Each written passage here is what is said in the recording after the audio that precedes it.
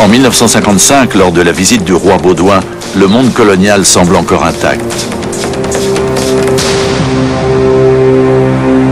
Mais les 80 années de domination belge ont coûté la vie à plusieurs millions de Congolais. Dans ce film d'actualité, on aperçoit Patrice Lumumba à l'arrière-plan. En l'espace de 5 ans, cet employé des postes inconnus devient le chef d'un mouvement d'indépendance que rien ne pourra plus arrêter. Patrice était tellement un homme libre que pour les gens, c'était tellement original de voir un nègre qui léchait pas les pieds des hommes coloniaux et des colons et des autres, que instinctivement il devenait comme une menace. La résidence de Lumumba à Kinshasa, ex-Léopoldville. En 1960, année de l'indépendance du Congo, le monde entier a le regard rivé sur cette ville-là où se joue la politique mondiale. Patrice Lumumba est le premier homme à occuper les fonctions de Premier ministre. Le roi Baudouin fait un discours dans lequel il magnifie le rôle de la Belgique et il dit tout ce que la Belgique a apporté au Congo, et il dit aussi qu'on est arrivé à un moment où la Belgique décide de donner l'indépendance au Congo, qu'il est venu pour ça et c'est très bien. Il y aura ce qu'on appelle une mutinerie au camp militaire. L'armée était divisée en deux. Il y avait des pro-lumumbistes et des anti-lumumbistes. C'était un homme qui aurait été capable de retourner le camp Taïsville et de... Il était capable de tout. C'était un très grand monsieur, Lumumba. Un très grand leader politique. C'est vraiment le moment de ce fameux discours du 30 juin 1960. Beaucoup de gens alors ont dit il a signé son arrêt de mort. À Ilirambetville, il y avait surtout alors des intérêts financiers très importants. Vous aviez l'union minière là-bas. Et là, évidemment, c'est sûr que les milieux financiers belges avaient aussi envie de conserver l'union minière. Le président, les gens lui montraient Satan carrément avec des cornes et tout ça, les communistes. Parce que simplement, il disait quelque chose qui était l'aspiration de la majorité des gens, mais qui n'était absolument pas dans la mentalité ni dans le vouloir de la puissance coloniale de cette époque-là. On donnait chacun son rôle. Mon rôle était d'aller à Taïsville, prendre les prisonniers et de là, les acheminer vers Moanda. C'est dans l'avion que Lumumba s'est rendu compte des réalités. À bord du petit avion se trouvent également 2 amis politiques de Lumumba, les ministres Mpolo et Okito, qui partagent le même sort que lui. Moi, comme je ne suis pas intéressé, moi, je lève les mains. C'est tout.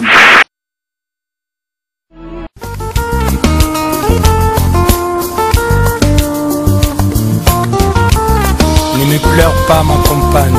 Je sais que mon pays qui souffre tant saura défendre son indépendance et sa liberté. L'Afrique écrira sa propre histoire et elle sera au nord et au sud du Sahara une histoire de gloire et de dignité. Vive le Congo, vive l'Afrique. Merci Seigneur, toi qui changes les temps et les circonstances. Toi qui remets les pendules à l'heure et les compteurs à zéro, afin que tout le monde soit sur la même ligne. Indépendance, cha-cha, tozumiye. Oki kwanza, cha-cha, tubakini. Otamberon, cha-cha, baganyeo. Oni kwanza, cha-cha, tozumiye. Indépendance, cha-cha, tozumiye. Oki kwanza, cha-cha, tubakini. Otamberon, cha-cha, baganyeo.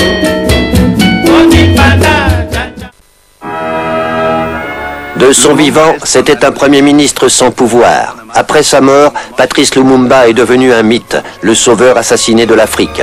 Un corps d'une personne importante, tout ce qu'on fait pour ça. Et ici, j'ai le reste d'une personne historique très importante. Le voilà.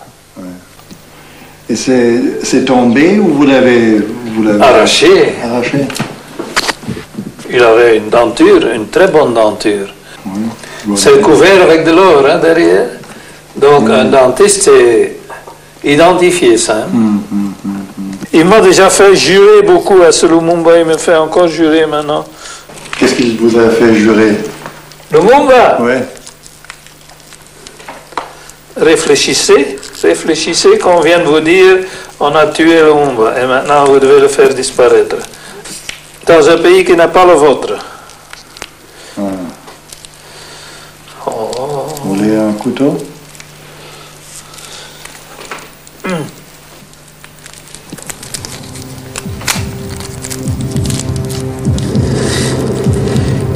Allez, Patrice, voilà ce qui reste de toi. Comment et surtout pourquoi Patrice Lumumba a-t-il été assassiné il y a 40 ans? Une question à laquelle devrait pouvoir répondre Jacques Brassine, diplomate belge et fonctionnaire colonial. Il était dangereux dans ce sens pour nous qu'il n'était pas susceptible, disons, d'être ouvert à des solutions parfois que nous aurions aimé voir réalisées. Louis Marlière, colonel des services secrets belges, a lui aussi joué un rôle clé dans la chute de l'homme politique congolais. Il vit aujourd'hui à Spa, en Belgique. Lumumba a choisi le mauvais camp. Hein. Et bien sûr, il était plus ou moins communiste. Enfin, il a choisi le camp plutôt des Russes que de l'Occident. En Virginie, nous rencontrons Larry Devlin, un agent de la CIA, chargé à l'époque par le gouvernement américain d'assassiner Patrice Lumumba. Lumumba représentait un danger pour le Congo et pour le reste du monde, dans la mesure où il permettait aux Soviétiques de prendre le pouvoir au Congo. 40 ans plus tard, le pays sur le Grand Fleuve est un État à l'économie ruinée et déchiré par la guerre civile. L'actuelle ministre congolaise de la Culture est la fille de l'ancien Premier ministre Lumumba. Lumumba est devenu le symbole du nationalisme de ce pays. Il est devenu le symbole de la lutte pour l'indépendance. Donc, et comme il a eu aussi une mort tragique, hein, pour ses idéaux, pour se sacrifier, aller jusqu'au bout, je crois que c'est ça qui reste. La résidence de Lumumba à Kinshasa, ex-Léopoldville. En 1960, année de l'indépendance du Congo, le monde entier a le regard rivé sur cette ville-là où se joue la politique mondiale. Patrice Lumumba est le premier homme à occuper les fonctions de Premier ministre. La masse qui nous attend demain, cette masse demande autre chose que le bien de vote aujourd'hui. C'est le pain, c'est le progrès.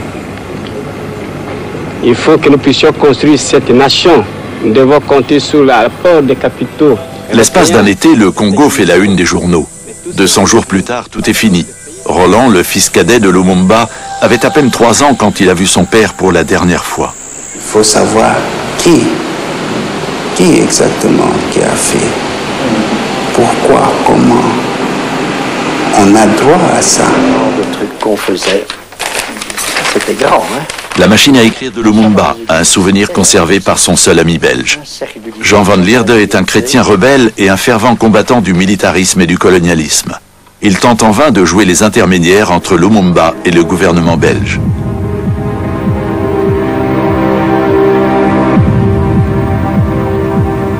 Et Patrice était tellement un homme libre que pour les gens, c'était tellement original de voir un nègre qui léchait pas les pieds des hommes coloniaux et des colons et des autres, que instinctivement il devenait comme une menace. Et c'est ça, cette liberté-là, qui a fait de lui, finalement, une espèce de météore qui passe dans le ciel et puis qui disparaît très vite. Le cœur des ténèbres. C'est ainsi que les premiers explorateurs européens surnomment le Congo. En 1955, lors de la visite du roi Baudouin, le monde colonial semble encore intact. Mais les 80 années de domination belge ont coûté la vie à plusieurs millions de Congolais. Dans ce film d'actualité, on aperçoit Patrice Lumumba à l'arrière-plan. En l'espace de 5 ans, cet employé des postes inconnus devient le chef d'un mouvement d'indépendance que rien ne pourra plus arrêter. L'objectif que nous poursuivons, c'est la libération du Congo du régime colonialiste. C'est l'émancipation totale du pays. Nous sommes certains que nous saurons très bien marcher, parce que cette indépendance du Congo ne signifie pas chasser les Belges du Congo ou nous séparer de la Belgique. Mais au contraire, nous voulons constituer un gouvernement souverain, où chacun aura sa place, où les Congolais et les Belges pourront travailler main dans la main au service de la nation congolaise. À la surprise générale, le parti de Lumumba, le mouvement national congolais, remporte les premières élections libres. Les Belges lui cèdent le pouvoir à contre-cœur. Nous avons l'honneur de présenter devant le Parlement du Congo les premiers gouvernements congolais constitués comme suit. Premier ministre et ministre de la Défense nationale, c'est votre serviteur Lumumba. La cérémonie d'accession à l'indépendance est le théâtre d'un premier scandale. Messieurs, l'indépendance du Congo constitue l'aboutissement de l'œuvre conçue par le génie du roi Léopold II. Le roi Baudouin fait un discours dans lequel il magnifie le rôle de la Belgique et dit tout ce que la Belgique a apporté au Congo. Et il dit aussi qu'on est arrivé à un moment où la Belgique décide de donner l'indépendance au Congo, qu'il est venu pour ça, et c'est très bien. Ça, c'est un discours, disons, que je dirais, classique dans les circonstances. Kasavubu fait un discours. Et pendant que ces deux parlent, je vois encore Patrice corriger un texte. Il corrigeait encore un texte. Le discours de Lumumba n'était pas prévu. Donc, la presse internationale est là, tout d'un coup il se lève, il va à la tribune, il prononce un discours. Combattants de l'indépendance, aujourd'hui victorieux, je vous salue au nom du gouvernement congolais. Nous avons connu les ironies, les insultes, les coups que nous devions subir matin, midi et soir, parce que nous étions des nègres. Nous avons connu que la loi n'était jamais la même, selon qu'il s'agissait d'un blanc ou d'un noir. Qui oubliera les fusillades, les cachons furent brutalement jetés, ceux qui ne voulaient plus se soumettre au régime d'injustice, d'oppression et d'exploitation.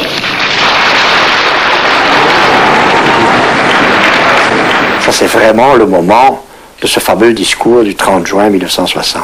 Beaucoup de gens alors ont dit il a signé son arrêt de mort avec ce discours, puisque le gouvernement belge alors, qui ne voulait pas de lui, pas seulement à cause du discours du 30 juin, mais parce qu'il était Patrice Lumumba et que ça ne coïncidait pas avec l'espérance des Belges, ni avec celle des Américains, ni avec celle, enfin, de beaucoup de gens du monde des affaires.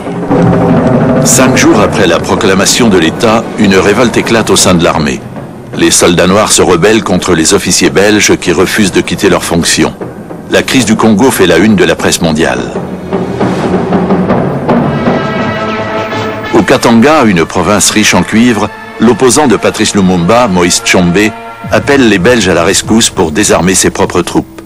10 jours après leur départ, les soldats coloniaux retournent en triomphe dans l'ancienne colonie.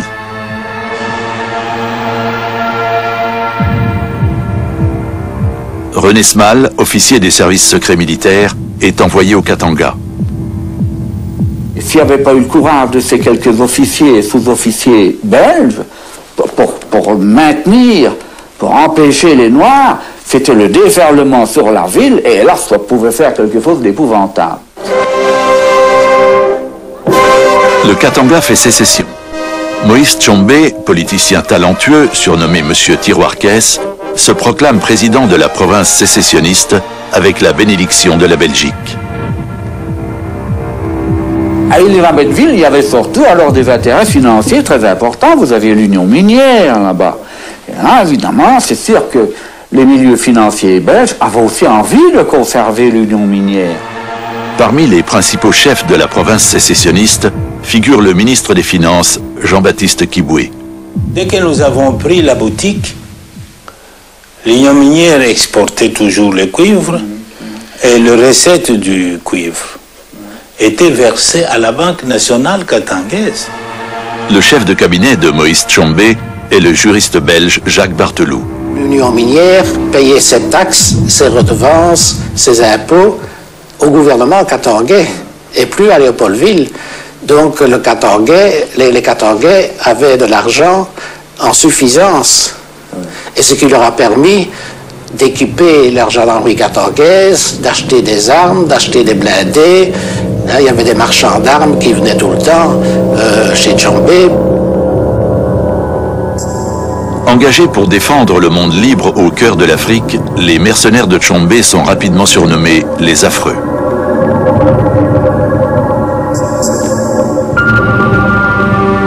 À Léopoldville, la capitale du Congo, c'est la colère et la déception.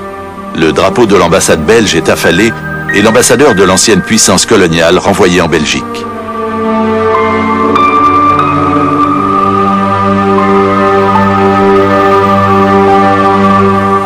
Les complots étaient déjà faits, les plans étaient déjà établis.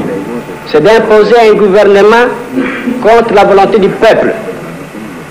La Belgique désire balkaniser ce pays. L'éclatement du Congo, c'est demain. Patrice Lumumba a demandé l'envoi de troupes américaines pour expulser les Belges. Il a rencontré l'ambassadeur américain Claire Timberlake. Mais pour ce dernier, l'arrivée de troupes américaines risquait de provoquer la mobilisation de l'armée russe. Et il a conseillé à Lumumba de s'adresser aux Nations Unies. Il s'ensuit une mascarade de grande envergure. Des avions américains sont repeints en toute hâte pour transporter des casques bleus au Congo. Lumumba et son gouvernement ont fait appel aux soldats de la paix pour qu'ils mettent un terme à la sécession du Katanga. Mais les Nations Unies n'interviennent pas auprès de Tchombe ni dans la province séparatiste. Le conseiller militaire de Dagamargeld, le général indien Indar Riquier, est dépêché au Congo. Monsieur Lumumba, Monsieur Kasavubu et les chefs des différents mouvements du Congo avaient une idée complètement fausse de ce que les Nations Unies devaient y faire.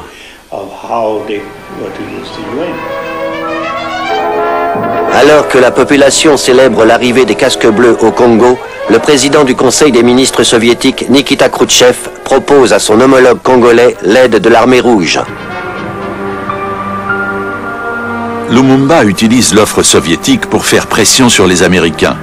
Il se rend aux États-Unis sans invitation officielle pour solliciter l'aide des Américains contre l'intervention belge. Mais le Premier ministre de la jungle, comme le surnomme avec mépris la presse américaine, n'est pas reçu par le président américain. J'adresse au peuple américain tout entier le sentiment d'amitié du peuple congolais qui compte beaucoup sur vous. Nous voulons que vous nous compreniez et que vous nous aidiez. Et que demain, quand vous viendrez chez nous, les techniciens et les professeurs, vous allez trouver au Congo un peuple ami et un peuple frère. Le succès international de la sécession du Katanga conduit à la sécession d'une autre province, une région riche en diamants, le Sud-Kasaï. Lumumba décide de s'opposer à l'éclatement du Congo sans l'aide de l'Occident. Il envisage une offensive militaire, mais il est confronté à un problème majeur. Comment transporter les troupes sur la ligne de front située à 1000 km de la capitale? Comme on ne lui avait pas donné d'avion, il a accepté ceux des soviétiques.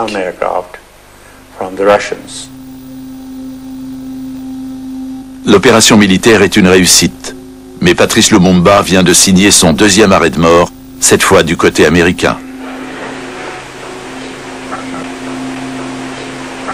The United States deplores the unilateral action of the Soviet Union in supplying aircraft and other equipment for military purposes to the Congo, thereby aggravating an already serious situation which finds Africans killing other Africans.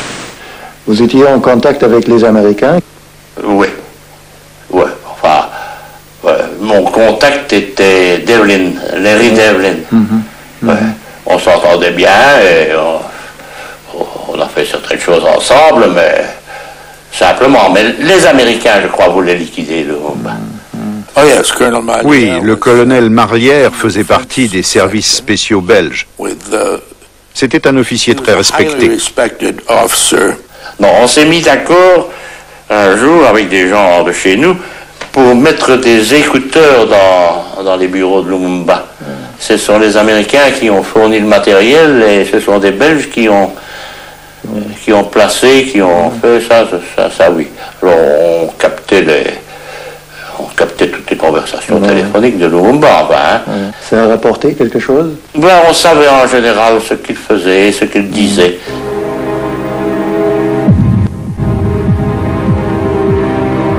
Au cours de conférences de presse, Lumumba tente en vain de gagner l'opinion publique à sa cause. Juliana, la fille de Lumumba, a assisté à plusieurs de ces conférences. J'étais tout le temps avec mon père. Souvent, j'étais la seule autorisée quand il travaillait ses discours. Donc je m'asseyais calmement et j'étais avec papa, c'est tout. Dans la presse belge, on le montrait Satan carrément avec des cornes et tout ça, le communiste. Parce que simplement, il disait quelque chose qui était l'aspiration de la majorité des gens, mais qui n'était absolument pas dans la mentalité ni dans le vouloir de la puissance coloniale de cette époque-là.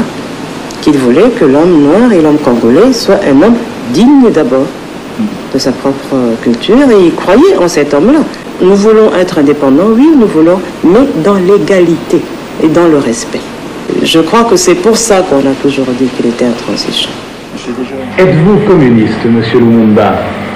Je dois toujours rire quand on me pose cette question. Je ne suis pas du tout communiste. Vous savez qu'on m'a souvent présenté comme communiste, anti-blanc, anti-belge, l'homme qui veut détruire. Absolument pas. Je suis simplement un nationaliste, un leader nationaliste qui lutte pour un idéal. Je ne suis pas du tout communiste et je ne le deviendrai jamais. L'agent de la CIA, Larry Devlin, reçoit $100 000 de la centrale. Sa mission, faire de l'élimination de Lumumba une priorité qui doit guider ses opérations secrètes. J'ai reçu un câble me signalant l'arrivée d'un officier supérieur chargé de me donner des instructions précises.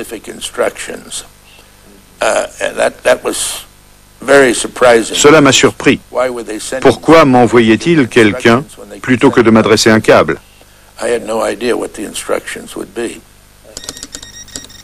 Les télégrammes belges mentionnent une mystérieuse opération Barracuda et l'arrivée de 2 enfants.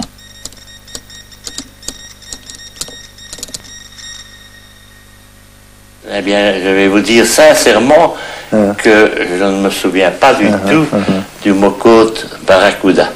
Les 2 enfants, les 2 enfants, ça ne me dit rien. Mais si, il y avait ils ont envoyé deux personnes, oui, un attaché de cabinet et le major Loos, ils les ont envoyés tous les deux, ça doit être ces 2-là, pour venir me